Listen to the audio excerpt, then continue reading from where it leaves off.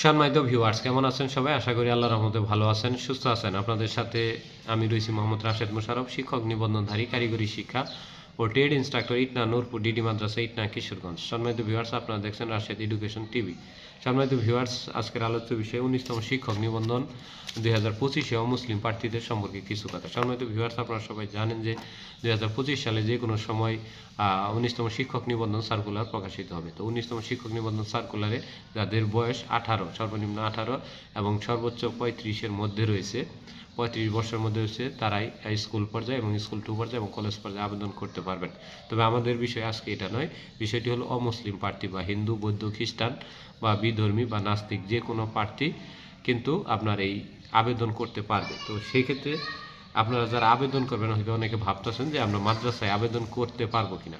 সেই ক্ষেত্রে আমি আপনাদের বলবো, অমুসলিম যে কোনো প্রার্থী স্কুল 2 পর্যায়ে যদি হয়ে থাকেন, তাহলে আপনারা জুনিয়র শিক্ষক পদে আবেদন করতে পারবেন। এবং আপনারা স্কুল, কলেজ, মাদ্রাসা এবং কারিগরি শিক্ষা প্রতিষ্ঠানগুলোতে বা মাদ্রাসাভুক্ত যে প্রতিষ্ঠানগুলো রয়েছে বা ধর্মীয় প্রতিষ্ঠান, সেগুলোতে আপনারা জেনারেল পদে, যেমন সহকারী শিক্ষক বাংলা, সহকারী শিক্ষক ইংরেজি, সহকারী শিক্ষক গণিত, সহকারী শিক্ষক ভৌত বিজ্ঞান, সহকারী শিক্ষক সামাজিক বিজ্ঞান, সহকারী শিক্ষক কৃষি, এইগুলো জেনারেল পদে আপনারা চাকরি করতে পারবেন। সেক্ষেত্রে আলিম মাদ্রাসাও পারবেন, দাখিল মাদ্রাসাও পারবেন, ইবতেদায়ী মাদ্রাসা পারবেন, ফাজিল মাদ্রাসা পারবেন, কামিল মাদ্রাসা পারবেন। এক কথায় হলো এভরিথিং, সকল মাদ্রাসায় আপনার পারবেন। সেই ক্ষেত্রে অমুসলিম প্রার্থীদের আমি যে বিষয়টি আপনাদের সম্পর্কে বলবো, সেটি আপনারা অবশ্যই জানলেন। এখন প্রশ্ন হলো যে আমি যদি চাকরি করি, সেক্ষেত্রে কি আমার নামাজ বাধ্যতামূলক কিনা। আপনাকে বাংলাদেশে কোথাও কোনো স্থানে চাকরি করলে ধর্মীয় রীতিনীতি মেনে চলতে হবে না, অর্থাৎ আপনি আপনার রীতি মেনে চলবেন, সেটি হলো মুখ্য বিষয়। আর আপনাকে এই সূরা ফাতিহা পাঠ করতেই হবে বা তাদের মতো করেই চলতে হবে বা ধর্ম চেঞ্জ করতে হবে, এরকম কোনো কিছু ভয় নেই আলিয়া মাদ্রাসাগুলোতে। তো সেক্ষেত্রে আপনারা নির্বিঘ্নে আবেদন করে আপনারা মাদ্রাসাভুক্ত প্রতিষ্ঠানেও চাকরি করতে পারেন। তবে আপনার নাম্বার বেশি থাকলে আপনি সর্বপ্রথম, মানে 19তম শিক্ষক নিবন্ধন পাশ করে নাম্বার বেশি থাকলে আপনি সর্বপ্রথম মাওসিভুক্ত বা জেনারেল স্কুল, কলেজ, তারপরে কারিগরি দেওয়ার চেষ্টা করবেন।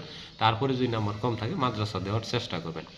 এক্ষেত্রে আপনাদের কোনো প্রকার বৈষম্য হবে না। আরেকটি বিষয় বলে দিই, সেটি হলো আপনারা মাদ্রাসায় চাকরি করলেও আপনার মাদ্রাসার প্রশাসনিক পদগুলোতে যেতে পারবে না। যেমন আপনার সুপার, সহ সুপার কিংবা অধ্যক্ষ, উপাধ্যক্ষ, কিন্তু জেনারেল বা কারিগরি প্রতিষ্ঠানে আপনারা কিন্তু ওই সুপার কিংবা অধ্যক্ষ বা প্রধান শিক্ষক, সহকারী প্রধান শিক্ষক, এইগুলো পদে যেতে পারবেন। সেক্ষেত্রে আপনাদের কোনো সমস্যা নেই।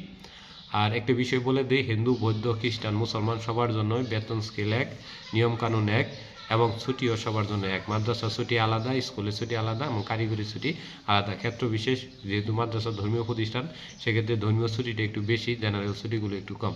আবার জেনারেল প্রতিষ্ঠানে জেনারেল ছুটি বেশি, ধর্মীয় ছুটিগুলো একটু কম। এটি হলো স্বাভাবিক বা এমপিভুক্ত স্কুল, কলেজ, মাদ্রাসা, কারিগরির আলাদা আলাদা একটি বৈশিষ্ট্য। তো যারা 19তম শিক্ষক নিবন্ধনে আবেদন করবেন, বিশেষ করে যারা স্কুল 2 পর্যায়ে এবং স্কুল পর্যায়ে এবং কলেজ পর্যায়ে আবেদন করবেন, তারা নির্দ্বিধায় ভালোভাবে প্রস্তুতি নেন, নিয়ে পরীক্ষা দেন, সিলেবাস বুঝেন এবং সিলেবাস বুঝতে সমস্যা হলে আমাদের কমেন্ট করেন, আমরা সিলেবাস বুঝিয়ে দিব। পড়েন, মোটামুটি 6 মাস পড়লে 19তম শিক্ষক নিবন্ধন 2025-এ প্রিলিমিনারি পাশ করাটা তেমন কঠিন হয়ে দাঁড়াবে না।